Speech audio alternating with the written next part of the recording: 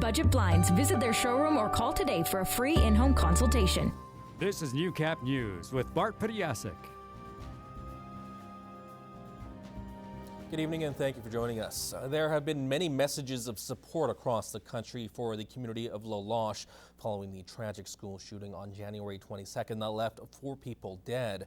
Last night, Lloydminster residents gathered to pay their respects to the victims and the wounded Saskatchewan village. Nicole Stilger has more on the candlelight vigil. It was an outpouring of support at Bud Miller Park last night, remembering those victims from the tragic La Loche shooting and rallying around the grieving community. For Amanda Glenn, the night took on a more personal meaning. I know people from La Loche and my boyfriend's from there, so I thought it would be nice to show our respects and condolences from our community. It means a lot to me being able to do something like this and come together as something that actually means something. In times like this, it allows community to come together and show support for someone who has organized something that is close to them. With the words La Loche lit up by candlelight in the snow, the message here tonight is simple. Everyone showing up and coming here, it shows that we come from a beautiful community, just like their community is. We all come together and we stand by each other when something happens. Those victims are needing to be remembered, and I feel sorry for the families.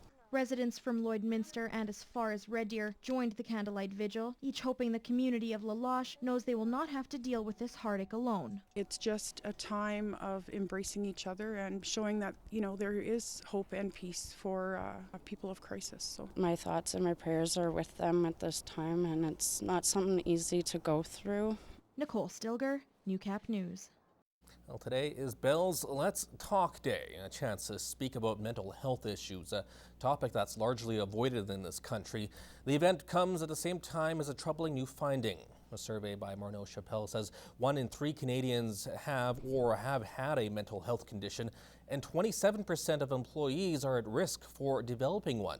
Gerard Lampow has more in this report.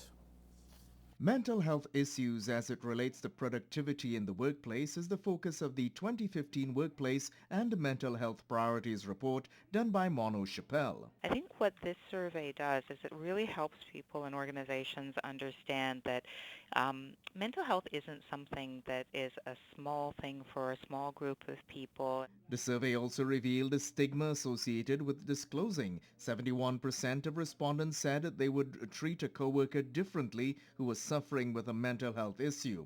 Left untreated, the situation can escalate with the potential for that person to act out. There are legal limits that if a counselor, a psychologist, or any person had a concern about an imminent risk related to safety or to potential for violence, that there is ways that we are expected to share information with appropriate authorities that's meant to keep people safe. An employee who presents with a mental health issue and is availing themselves to treatment is the ideal. However, that is not always the case.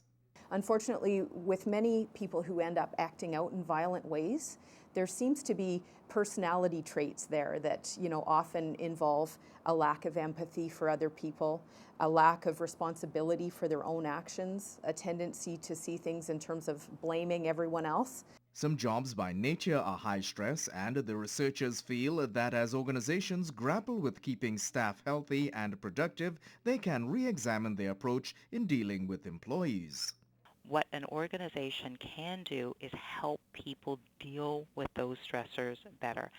How you communicate, how you train, how you respond, what resources are available to people before they reach a point of crisis. Gerard Lampow, Newcap News.